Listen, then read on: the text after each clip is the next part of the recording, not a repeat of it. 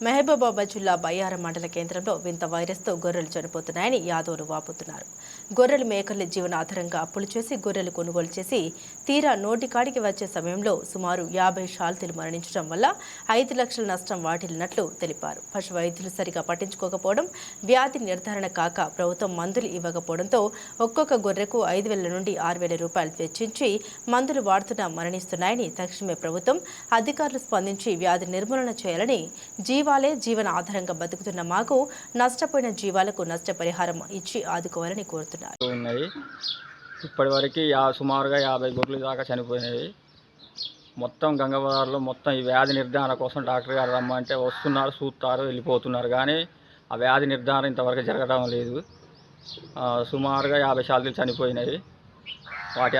వాటికి మామూలుగా అయినా వాటికి 5 లక్షల రూపాయలు వస్తాయి.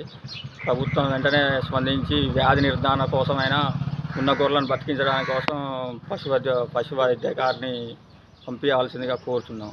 వింత వ్యాధి జీవనోపాధి గొర్రెల కాపరిగా జీవనోపాధిగా కొనసాగుతూ ఉన్నాం. ఈ వింత వ్యాధి వల్ల బాగా తీవ్రంగా నష్టపోయినాం. జీవనోపాధిగా బతుకుతూ ఉన్న యాదవులం కాబట్టి ఈ వింత జబ్బు వ్యాధి నివారణ కోసం అధికారులు వెంటనే స్పందించి నష్టపోయిన గొర్రెలకి ఎంతో అంత నష్టపరిహారం చెల్లించవలసిందిగా కోరుతున్నాం.